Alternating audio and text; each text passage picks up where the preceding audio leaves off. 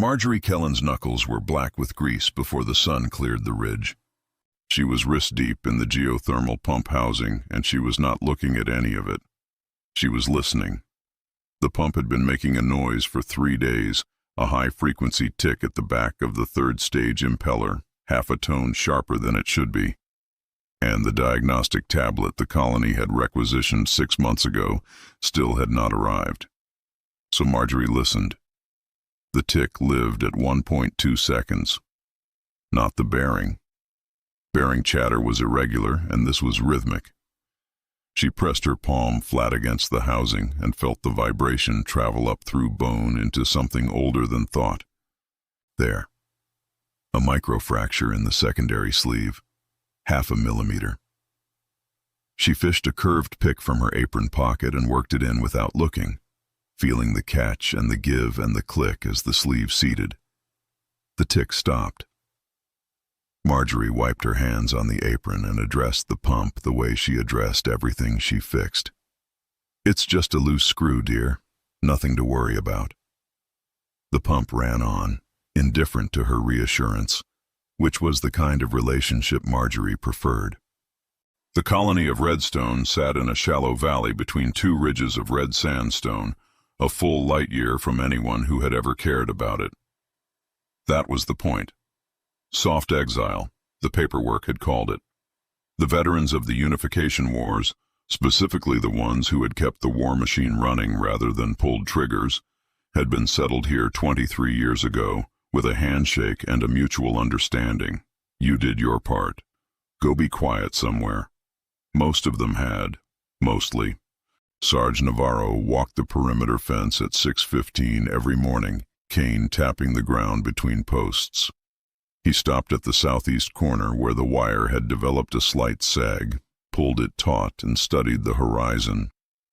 His right knee made its customary complaint. He ignored it. He turned and walked back, counting under his breath. Eyes up, people. B4. I repeat, B4. Bingo night was Tuesday. Marjorie had won twice in the past month, and he was not going to let that stand. Across the yard, Hank Miller climbed the side of his tractor with the slow reverence of a man approaching a shrine. Betsy was a 1987 diesel prime mover, 3,000 kilograms of cast iron and stubbornness, and Hank polished her every morning. Marjorie walked over with a coffee mug and watched. Hank's rag moved in long, certain strokes across the hood. She runs a little rich, but she pulls. Marjorie drank and let the morning settle around her. Lily and Chen crouched in her garden talking to the tomatoes. Yunji Park stocked clinic shelves with the careful inventory of someone who counts things before she needs them. Rudy Vasquez sat in his camp chair with a thermos and a complete absence of urgency. Then the birds stopped. All of them, all at once, gone silent where they sat. The sky to the north was still blue. Then it wasn't. A shadow came with hard-edged geometric precision, the shadow of something with flat surfaces and defined corners. The drop cruiser silence of stars broke the cloud layer and hung in the sky like a continent that had decided to relocate. The colony went still. A tomato fell. The PA system tore across the valley with a voice too precisely modulated for human vocal cords. Citizens of Sector 4, remain calm. Your obsolescence is being processed. Nobody moved for 3 full seconds. Then Sarge looked at Marjorie. Marjorie looked at the ship. The thing that passes between 2 people who have survived the same impossible thing passed between them now, without a word, in the way that things pass between people who learn to communicate under conditions that did not allow for misunderstanding. The shockwave arrived without sound. A ripple of violet light crossed the valley floor like a slow tide, and Marjorie's coffee mug heating element went dead between one heartbeat and the next. Hank's phone blanked mid-sentence. Digital watches went dark, colony-wide, and from inside the clinic 3 sharp beeps sounded and stopped, and before the 3rd beep finished, Yunji Park was already connecting the manual battery back up to the pacemaker monitor, with the calm of someone who planned for this contingency. The hot metal smell of discharged capacitors drifted through the morning air. The hegemony drones descended through the violet haze, sweeping low over the colony with clinical confidence, looking for digital infrastructure to catalog and co-opt. They ignored the humans entirely. One drone settled over Betsy. The scan beam tracked the hood, the engine block, the fuel tank. The readout on the drone's underbelly flashed once. Error. Technology too primitive to hack. Hank had climbed back into the cab. He pushed the clutch in, set the throttle, and turned the key. Betsy did not require networks or satellites or any protocol written in the last 40 years. She required diesel and compression and Hank's boot on the pedal. The engine caught with a roar that rewrote the silence, and black smoke belched from the stack. The drone hung there, recalibrating. Hank engaged the drive shaft and drove over the drone. The crunch was tremendously satisfying. The Vrask came down on the second drop cycle, six-legged reptilians built like a crocodile that had decided to become vertical, dark-scaled, moving with the efficiency of something that has never doubted its position at the top of a food chain. The hegemony deployed them as a corral unit, which was their term for using something terrifying as a substitute for explanation. Lillian was still in her garden. The Vrask found her kneeling between the rows. It was 2 meters at the shoulder. Its bioluminescent threat display pulsed from jaw to tail in electric green waves, and when it hissed, the sound was a pressure valve release, something industrial and involuntary. It lowered its head toward her. The pupils were blown wide. The tail sat low. Lillian did not move. She was 73 years old. Former xeno-biology division, first contact specialization, and she had spent 40 professional years learning to read the bodies of things that wanted to eat her. She looked at the pupils. She looked at the tail. Fear, aggression. The creature was scared. Her hand moved into her cardigan pocket and came out with a strip of dried venison. She extended it slowly. Who's a big, handsome apex predator? You are. The jaw snapped the strip from her fingers. The threat display dimmed. The creature's head tilted in the involuntary recalibration Lillian recognized from 40 years of field work, the thing the nervous system does when its model of the world has just been revised without its permission. She reached up and scratched the scales behind its ear fin. The creature, which the hegemony had logged as Biological Asset 7 and which Lillian had already named Pumpkin, sat down. The medical meeting happened that evening in the bingo hall. The colony assembled in the rows of folding chairs, and Yoon-ji Park stood at the front with a handwritten spreadsheet, actual paper, actual pencil, the only kind of data the EMP had not touched, and the room held the particular quality of silence that falls when people already suspect what they are about to be told. Yoon-ji's voice was steady and precise. The blockade stopped the weekly drone. We have 28 days of insulin, 20 days of heart meds. If we don't win in a month, we don't die fighting. We die gasping. 28 days sat in the room and took up more space than 28 days should. Hank, in the third row, looked at his hands, his insulin. He knew the number. Sarge stood at the back wall with his arms folded and said nothing. His face was the face of a man running calculations. Marjorie stood up. She was not a tall woman, and she looked at every face in the room one at a time, the way you look at people you intend to bring home. Then we don't wait. We open the old lockers. No one argued. No one had words that fit in the space her voice left behind. The lockers were in the sheds, and what came out of them was the honest inventory of people who had spent the prime of their lives making war machines work and had never quite been able to stop keeping tools for the purpose. Bolt cutters, acetylene rigs, seismic mining charges from the colony's original terraforming operation, rated for breaking basalt, currently living in Rudy Vasquez's shed behind a chest freezer. Rudy confirmed their condition with the calm of a man who has been checking something every 6 months for 20 years against exactly this occasion.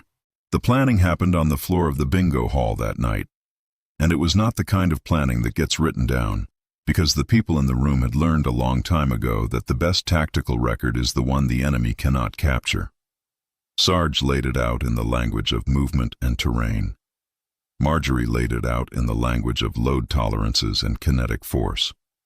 They did not disagree once because they were drawing from the same body of knowledge through different hands. The Hegemony Patrol entered the cornfield at 0300, following a gap in the drone coverage that their AI had calculated as a soft channel through the colony's improvised perimeter. The AI was correct about the gap. It had not modeled what might be in the gap. The wire was not a laser grid. It was physical cable, 16-gauge steel, 8 centimeters above the ground, connected at its far end to the release mechanism of a modified rock crusher from the colony's geological survey equipment. The rock crusher was rated for breaking basalt at 2,000 kilograms per square meter. The alien soldiers were not basalt. The cable pulled. The kinetic release hit. The sound it made was geological, the sound of force applied without apology, and the Hegemony soldiers in the adjacent patrol channel heard it from 200 meters and stopped moving entirely. The incident report filed the following morning contained language the Hegemony's field command had not previously encountered in the notes section of a damage assessment. The locals are using industrial mining equipment as melee weapons. 2 days after Perimeter Zero, the Hegemony Beastmaster deployed the full Vrask pack against colonists sheltering in the community hall. 6 apex predators released into an enclosed lane, infantry blocking the exit, 12 prior engagements with narrow outcome distributions. He released the pack. They moved at speed, claws on packed earth, threat patterns firing. The colonists at the end of the lane pressed back against the door. Lillian stepped out from the side street. She put 2 fingers in her mouth and produced a sharp 2-tone sound, short, long, the same pattern she had used 300 times since the morning in the bean rows. The pattern the pack associated with food and warmth and the scratch behind the ear fin. The pack stopped. 6 heads swiveled. The threat displays shut off. The pack turned 180 degrees and looked at the Hegemony infantry. Alpha status is not a rank. It is a continuous operational fact verified by the pack on a moment-to-moment basis, and the fact had just been revised. The Beastmaster had lost alpha status to a 73-year-old woman in a floral cardigan. Pumpkin led the charge. The Hegemony infantry ran. Vrax read the field report twice. He watched the thermal feed. Lillian Chen walking back through the lane in the pack's center, heading to check on her tomatoes. The blockade was holding. 26 days of insulin remaining. The only metric on his board he could not stop looking at was labeled Human Behavioral Deviation, and it had no solution column. The barn transformation took 48 hours and left Marjorie with 3 new burns, 2 arguments with Sarge about load-bearing tolerances, and a satisfaction she had not felt in 20 years. The scrap forge, she named it without ceremony because it did not need ceremony, was built from the bones of 3 workshops and the combined hoarded inventory of 24 people who had spent their entire professional lives constitutionally unable to throw away anything useful. Sheet steel stripped from the water tank housing, acetylene rigs from Rudy's shed, a full machine lathe that had been officially retired from service and had in fact been transported across 4 light years in a cargo container by a man who intended to use it eventually and had not yet found the right eventually. Power came from the geothermal tap, which the EMP had not touched because it ran on a mechanical governor and an analog regulator. Because in the year it was built, the magnetic anomaly had already taught the engineers which things needed to work when everything else went dark. Sparks flew in long orange arcs across the barn floor.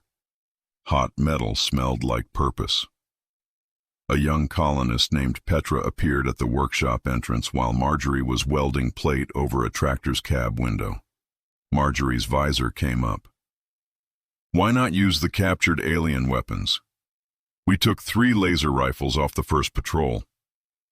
The visor settled back down before she answered, the way a teacher resettles before a lesson they have given before and expect to give again. A laser runs out of charge. A crowbar never runs out of physics. The arc restarted. Petra wrote it down. By day 3, 5 tractors and the colony bulldozer had been encased in salvaged plate. The result was something the Hegemony's aesthetic sensibilities would have classified as barbaric, and their tactical systems would have failed to classify at all. The machines looked like they had been designed by people who did not believe in elegance but believed very strongly that if you hit something with sufficient mass, it would move. This was, structurally and empirically, correct. The barn doors opened at 0600 on the 4th day of occupation. The convoy rolled out in the early light, 5 armored shapes and 1 enormous bulldozer, and the noise of their passage shook dust from every rafter within 200 meters. Hank drove at the lead in a cab Marjorie had rigged to Betsy's surviving drivetrain, because she was not retiring the name, and because Betsy's drivetrain was the most reliable component she had. Hank's window was steel plate with a vision slit. He drove through the narrow strip of world it provided and saw enough. "I ain't stopping till the wheels fall off." The Hegemony light walkers were elegant machines, bipedal, swift, each surrounded by a shimmering energy dispersion field designed to scatter directed energy across its surface harmlessly. The design team had not modeled diesel. The nearest walker's field took the full impact of Betsy's replacement and scattered it in a cascade of blue-white light that was genuinely spectacular. Then the mass kept coming, because energy dispersion cannot remove inertia, and inertia does not negotiate. And the walker's balance algorithm cycled through its response options in under a second and arrived at 0 workable solutions, and the machine tipped with a sound like a building falling, and the ground took it with a shudder. Marjorie felt through her seat 3 vehicles back. The aliens retreated. Not a strategic withdrawal, a retreat, which is what you call it, when the situation has produced outcomes outside your operational parameters, and you need someone with more authority to tell you what to do next. Pumpkin came back from the North Ridge on day 6 with a plasma burn across his left flank. The scales around the wound had charred to pale gray, and he was carrying his weight wrong on the back left leg, and when he settled at Lillian's feet, the sound he made trying not to make a sound was the sound that made Marjorie put down her coffee and go get the measuring tape without being asked. Lillian cleaned the wound in silence. The burn was 3 centimeters deep in places. Marjorie arrived at the door of the clinic with the tape measure. Pumpkin opened one eye and regarded it with the philosophical suspicion of a creature taking a position of cautious pessimism toward new developments. Lillian's hand moved to the base of Pumpkin's neck, the scratch spot, the one that worked. "He doesn't bite, unless you're rude." Marjorie stepped inside. "Hold still, you big lizard. I'm making you a jacket." The armor took 14 hours. The plate segments came from a destroyed walker's chassis, light and hard, fitted to Pumpkin's frame at every joint and flex point so the armor moved when he moved and held when he needed to hold. She had not built a custom articulation harness since her 3rd year in the Planet Cracker division, and the muscle memory for it lived below the level of conscious skill, in the place where things go after you have done them enough times that your hands know the answer before your mind asks the question. The last segment she finished with a spray can in the quiet of midnight. Pumpkin walked out of the scrap forge the next morning in full plate with "Good Boy" stenciled across his left flank in white letters, and the look on his face was the look of something that has just discovered it was built for this. The Hegemony's tactical analyst, designation Xylo, ran the human defensive simulation for the 5th time. Xylo was very good at this. 11 years of field analysis, 4 campaigns, a classification record in the top 3% of the Hegemony's predictive modeling core. The simulation crashed at the same decision node each time, the node at which the human subjects turned toward danger rather than away from it. Not because retreat was unavailable, not under coercion, because someone else was in the path of the danger, and the calculus for these humans appeared to stop there. The variable was labeled altruistic suicide modifier, calibrated for a 1 to 4% probability range across any given population. The Redstone Colony was triggering it at 68%. Xylo's console clicked softly in the ship's recycled air. Xylo sent the report to High Commander Vrax with a flag code unused in 11 years of fieldwork. The flag read, Threat Class Unknown. A silence lived inside the workstation after the confirmation tone, the kind of silence that grows in the space where certainty used to be. On day 14, a Hegemony medical supply drone was shot down in no man's land between the colony perimeter and the forward position. Among its cargo, insulin, Hank's insulin. The count had reached 14 days remaining. Sarge called for a 3-vehicle retrieval team, and Hank was already in the driver's seat of the retrieval truck before Sarge finished the sentence, and the expression on Hank's face settled the argument before it started. The vision started blurring at kilometer 3. Hank recognized pre-shock onset the same way he recognized an engine running wrong, something he had lived with long enough to identify on instinct without naming it. His peripheral field went soft. He held the math in his head: distance, time, insulin in the downed drone, and the math said, keep going. The truck went into the drainage ditch at kilometer 5. Hank's head struck the doorframe. The world went gray at the edges. 200 meters north, Hegemony patrol sounds carried through the brush, getting closer, and his hand was not finding the door handle. The door came off entirely. Not opened, removed from the outside by something with a grip that did not distinguish between the door and the situation. Pumpkin's head pushed into the gap. His jaw closed gently around the collar of Hank's jacket and pulled. Then Pumpkin positioned himself between the truck and the north brush line, planted all 6 legs, and curved his armored body into a wall. He waited without moving for 22 minutes until Sarge's vehicle came over the rise. No signal, no order. A decision made once and held. The intelligence file came through on day 16. The Hegemony's Deep Archive team had been working through Earth server backups since day 4, running facial recognition against every colonist on the manifest, and the findings had been escalating through the command chain for 6 hours before they reached Vrax. He read them in his command chair. Subject, Navarro, S rank, Commander, 4th Orbital Shock Troops, the Skybreakers. Engagement record, tiered restriction above standard clearance. Tactical designation, high-value personnel. Service notation, Proxima Systems, 3rd Orbital Action. Subject, Kellen, MC rank, Chief Engineer, Planet Cracker Heavy Siege Division. Specializations, breaching architecture, structural leverage systems, unconventional ordnance integration. Service notation, Proxima Relay Fortress Campaign. Classification note, siege package credited to this officer's design. The thermal feed from the colony played on the screen beside the text. Marjorie Kellen, age 71, was sitting outside her workshop talking to a 6-legged apex predator wearing scrap plate armor with text spray-painted on its side. A muscle in Vrax's jaw moved. His second-in-command leaned in to hear. These aren't civilians. Vrax's voice dropped below the ambient noise of the command deck. They're the ones who burned the Proxima systems.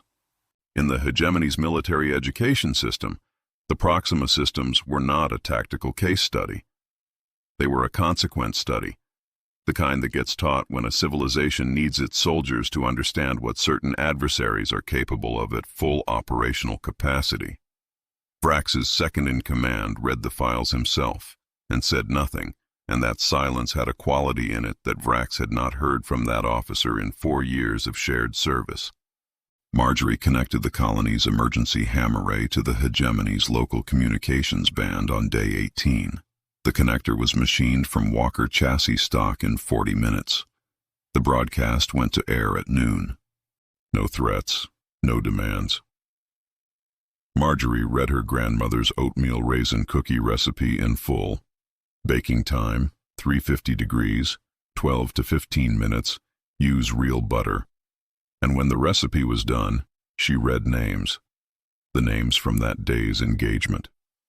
12 of them, rank and unit designation, read in the same measured voice as the ingredients, because she had looked them up from the captured personnel manifest, and they were owed the dignity of being named, even if they had come to her colony to do harm. The subsequent morale report from Xylo noted that the hegemony troops had survived kinetic engagements, surprise reversals, and the pressure of fighting an adversary outside doctrinal models. None of it had broken morale the way a grandmother's voice knowing their names had broken morale. There was no variable in the model for that. The model did not have a slot for it. Sarge found Marjorie outside the scrap forge afterward, standing with cooling tea, looking at nothing specific. His cane tapped twice beside her. "They have lasers. We have leverage." His eyes moved across the yard, fortified tractors, Pumpkin on the fence line in his armor, Lillian directing a Vrask formation through the garden gate like she was moving pieces on a board. "Bring me the bolt cutters." Marjorie looked at him. She drank her tea. Vrax deployed the heavy siege striders on day 22 because he had stopped sleeping on day 8, and his tolerance for unexpected outcomes had reached its limit. The striders were tripod mechs, 4 meters high, plasma rail-armed, rated against fortified military positions. The design specification had not anticipated retirement communities. Vrax deployed them anyway, and the outcome was what ordnance rated against fortified military positions produces when applied to tractors and corrugated iron, no matter how well the iron has been welded. The convoy of armored tractors lasted 11 minutes, 8 minutes longer than the Strider crews had modeled, requiring sustained rail fire rather than the single-shot solutions the targeting manual described, because Marjorie had welded the armor thicker than anyone had bothered to calculate for. They went down fighting, everyone, requiring the Striders to work for it. Betsy's replacement burned. The scrap forge took a direct hit to the south wall, and the roof collapsed in cascading sparks and twisted iron. The elders fell back to the clinic, surrounded on 3 sides. Marjorie stood in the ash and the orange firelight of her burning workshop. 20 years of retirement. The machines gone, the tools gone, the work gone. Her hand reached up and unhooked the portable oxygen tank from the wall bracket, the rig she used for fine work welding, the one the colony had long since stopped asking questions about because it was technically a medical supply and she never breathed from it. She ignited the plasma torch. The blue-white flame hissed in the dark. She turned toward the Striders. She did not run. The grandma mask did not fall off. It burned away, and what stood in the firelight had never been a grandma at all. The hegemony stopped shelling at 0400 and waited. The silence after shelling is a specific kind of silence. It has weight and direction. It tells the side that caused it something they have learned to trust. The other side is counting what they have left and deciding whether any of it is worth continuing for. The hegemony had run this sequence 47 times across 11 campaigns. They knew what the silence meant. The smoke cleared from the clinic yard as the sun came up. Red light through gray haze, the smell of scorched metal and hot stone. The colony reduced in the pre-dawn to a collection of silhouettes against the ruined outline of the scrap forge. The silence of stars hung in the high sky, watching on thermal, and in the tactical center, Xylo had the feed up and the models running. Xylo had stopped trusting the models on day 14, had sent the flag, had filed the threat class unknown report, had received no guidance in return because the command chain had no guidance to give. Xylo watched anyway because the alternative was not watching, and that felt worse. The clinic door opened. Sarge came first, cane in his right hand, the short-barrel plasma shotgun in his left, stripped and oiled every 6 months for 20 years, because some things you maintain on principle. The morning air smelled of ash and red dust, and the smoke from last night's scrap forge wreckage still curled across the yard in thin ribbons that the dawnlight caught orange. Behind Sarge came Rudy Vasquez in a full harness of shaped mining charges, assembled with the calm of a man for whom high explosives have long since stopped feeling like a decision. Behind Rudy, Marjorie, plasma torch burning at her hip, oxygen tank strapped to her back, apron still on because she had not taken the time to remove it and was not going to start caring about that now. The alien infantry had deployed in a semicircle around the clinic. 30 soldiers, targeting systems on 24 weapons, tracked the movement from the door and held. Then the targeting lights went out on the front rank, then the second rank. The soldiers looked at each other. One took a step back without appearing to decide to, the way a body makes decisions when the tactical training has run out of instructions. The files had been circulating below officer level for 4 days. The lower ranks had been reading them in whatever quiet spaces the occupation provided. The way soldiers have always read things they are not supposed to read and cannot stop reading. They knew the Proxima notation. In hegemony military education, the Proxima systems were not a tactics lesson.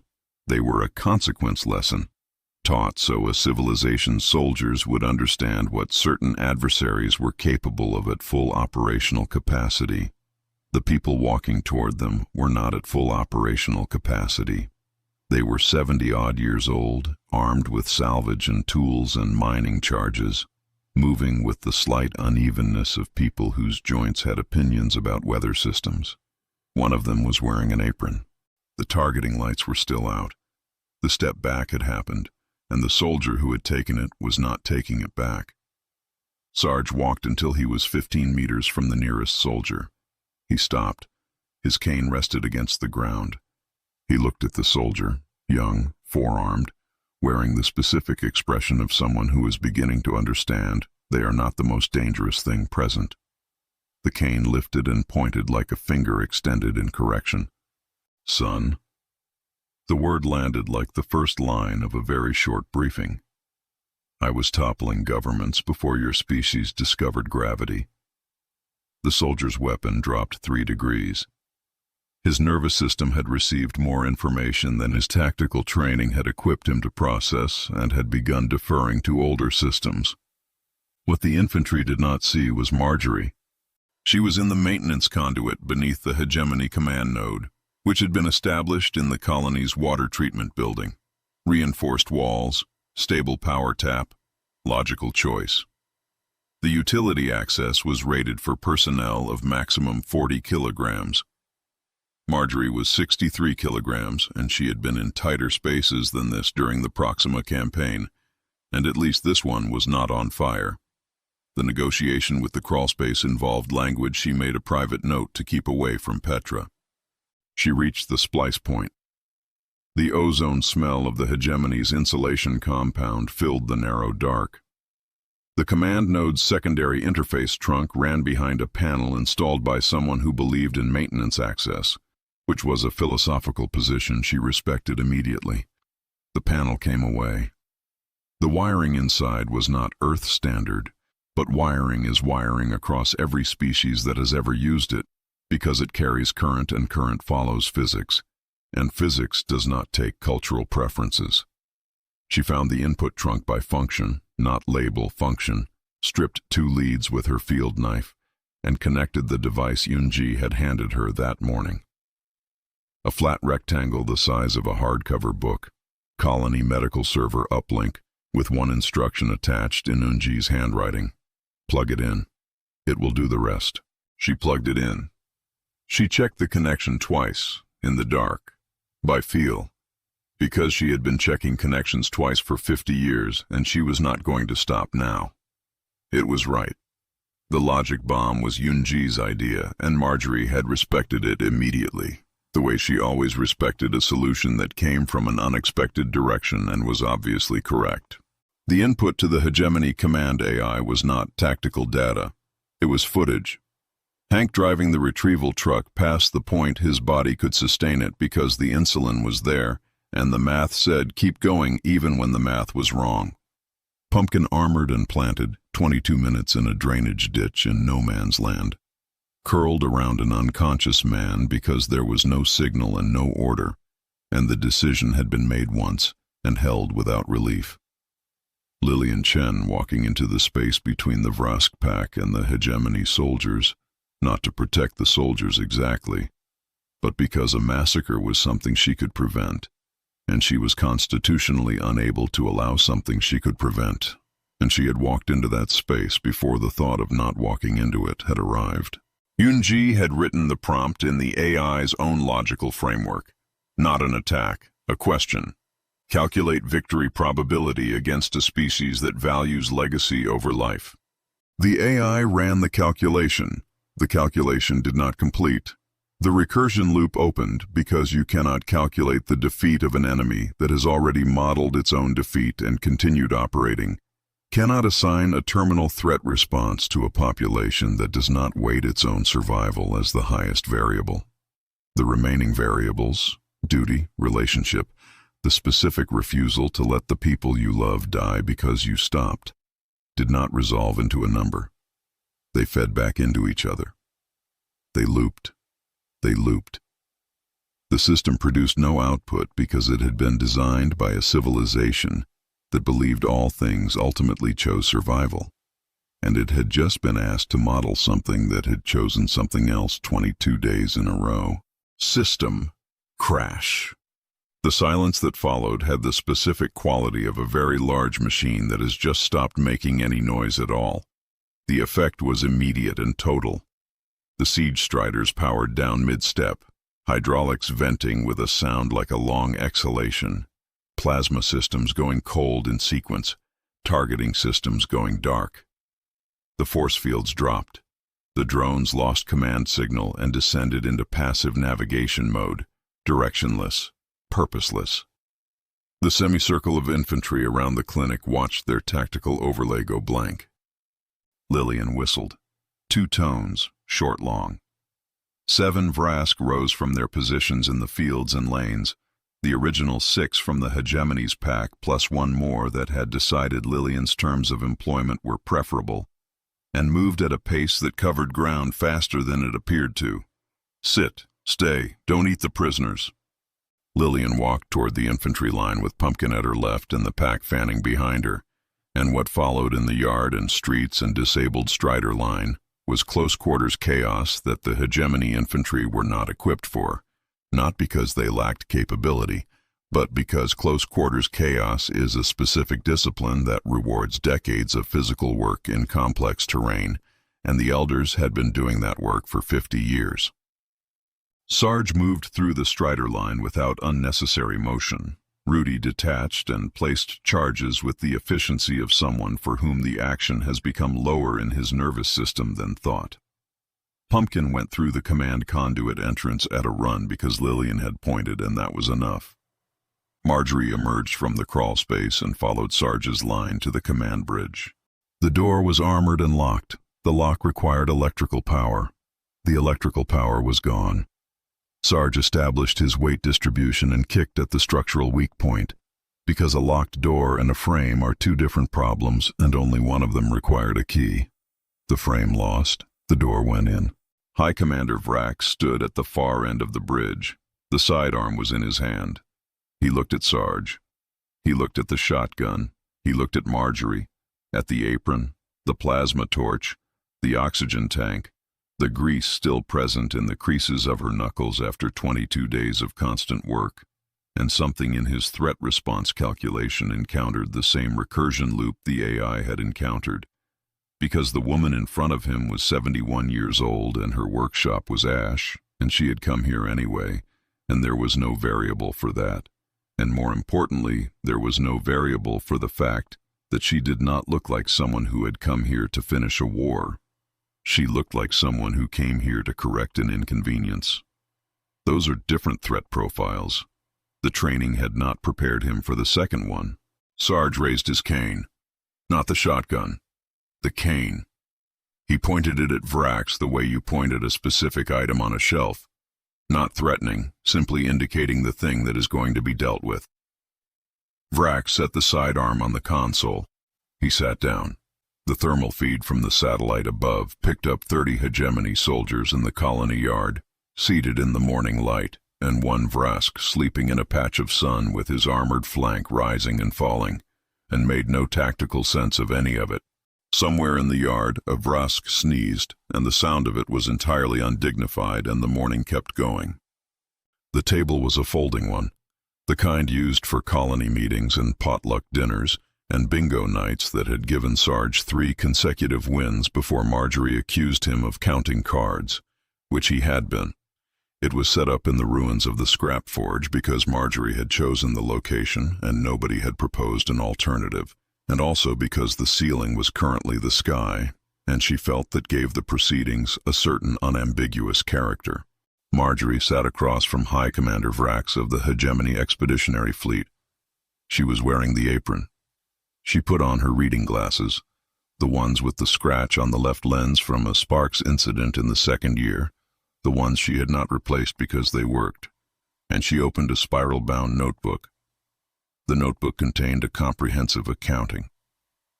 Her finger moved down the first column. Fence posts.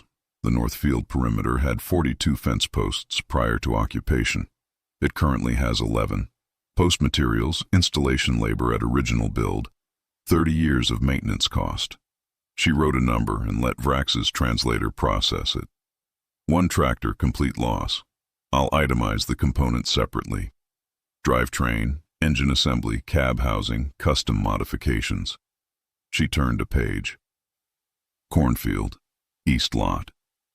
Your Striders walked through it on the 21st. Corn is not a strategic asset in your operational framework. It is 8 months of work and we eat it. Replacement cost, projected lost yield, emotional distress of the parties responsible for that lot. She paused. She wrote a number. The cats. Vrax's translator delivered the word. His brow ridges rose by a measurable amount. Redstone has 17 cats. Several of them are elderly. Marjorie's glasses settled more firmly on her nose. Your drones disrupted their sleep patterns for 22 consecutive days. The long-term health implications for elderly cats experiencing chronic sleep disruption are documented. I have estimates for this line item, and I am prepared to defend them. Vrax opened his mouth. Marjorie did not look up from the notebook. I'm not finished. She was not finished for 39 additional minutes. The itemization was complete and sequential and covered every fence, every agricultural parcel, every structure with a damage assessment by severity and estimated repair time. The emotional distress of 7 specific colonists listed by name with a factual description of what they had witnessed or lost. The scrap forge and its full tool inventory down to individual drill bits. 1 bulldozer, 1 tractor, several thousand liters of diesel fuel at current regional pricing, and on the final page, a single line in a box. General species-wide inconvenience, lump sum. A number that did not invite discussion. Sarge stood behind Marjorie's left shoulder throughout, because that was where Sarge stood when something needed to be finished correctly, and had been for 30 years. Vrax looked at the notebook. He looked at the number in the box. In the colony yard, visible through the blown-out wall of the scrap forge, 3 of his soldiers were sitting in the morning light watching Pumpkin sleep in a patch of sun. One of them had, at some point, begun scratching behind Pumpkin's earfin with the dedication of someone who has discovered that this creature produces a subsonic purr when you find the right spot. Pumpkin's armor rose and fell. The galaxy's most advanced expeditionary fleet, held to account by a spiral-bound notebook and a woman in an apron who had not raised her voice once. Vrax picked up the pen. He signed everything, the accounting, the damage assessments, the emotional distress provisions, the cats. He signed the lump sum without looking at the number a second time, because looking at it a second time would require processing it, and processing it would require a response, and he did not have one. He signed with the focus of a man whose operational goals have contracted to a single coordinate. Away. His army had been outfought by diesel engines. His AI had been destroyed by a paradox his civilization had never modeled. His biological weapons were sleeping in a patch of sun while his soldiers scratched behind their ear fins. He walked to the door without looking at Marjorie again, because the last time he had looked at Marjorie, she had been looking back at him the way a person looks at a plumbing issue they have resolved, but found slightly disappointing in scope. He went to his ship. The Hegemony ships lifted in the early afternoon. The silence of stars rose first, heavy and slow, and then the escorts rose around it, and the fleet assembled in the high sky and climbed through the cloud layer and through the blue and into the dark above. And the sky closed behind them the way a door closes at the end of something you did not enjoy. It was just the sky again. Just the sky, and the red ridge, and the smell of ash and morning, and the sound of Pumpkin patrolling the perimeter, because Pumpkin had decided this was his job now, and Lillian had not argued. Yunji was at the colony's emergency broadcast station when the fleet cleared the atmosphere. The transponder beacon took 4 minutes to configure and 1 second to transmit, going to every Hegemony navigation chart in range of the colony's emergency array, a range quietly extended over 23 years by a former communications officer who believed in future-proofing. Warning: Class X threat. Do not disturb the retirement home. In the Hegemony fleet, as the signal reached the navigation systems, Xylo read it on a secondary display, sat for a moment, and added a personal field notation. This outcome was predictable, given the data. We did not predict it. That is the finding. The supply convoy arrived the next morning. The blockade was gone, and Sarge's message to the regional logistics coordinator had been a statement of fact delivered in the register of a man making a unit requisition, and the coordinator had apparently decided that the appropriate response to a statement of fact from Commander Navarro of the 4th Orbital Shock Troops was to move quickly and ask no follow-up questions. Yunji administered Hank's insulin in the clinic while the convoy was still unloading. Hank sat with his eyes closed for 2 full minutes afterward, the way a person sits when they are verifying that the world is still present, checking its continued existence through small internal confirmations.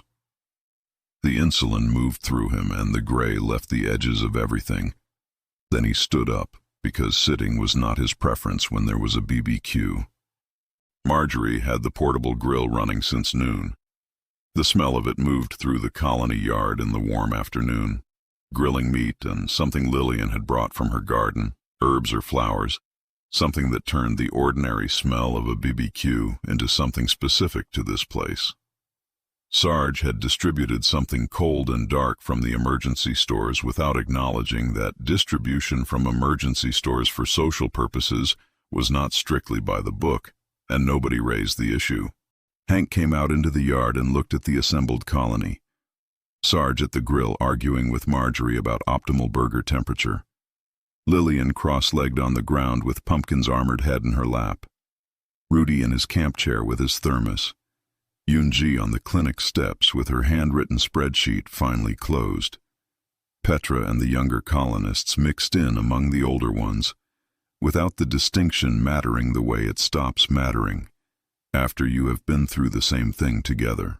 The blast scoring on the yard walls, the ghost of the scrap forge's roofline against the sky, the battle damage on Pumpkin's armor, which Lillian had made perfectly clear was not going to be repaired because it had been earned.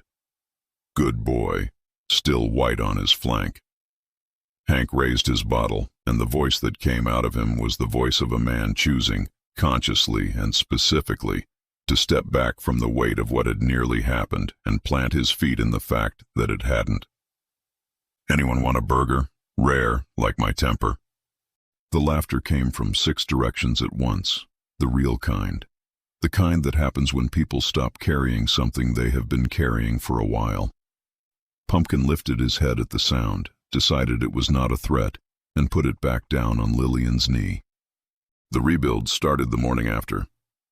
Marjorie was up before the sun, and she began with the fence posts, because the fence posts were the perimeter, and you always secure the perimeter first, and because beginning with something concrete and completable gives the rest of a project its footing.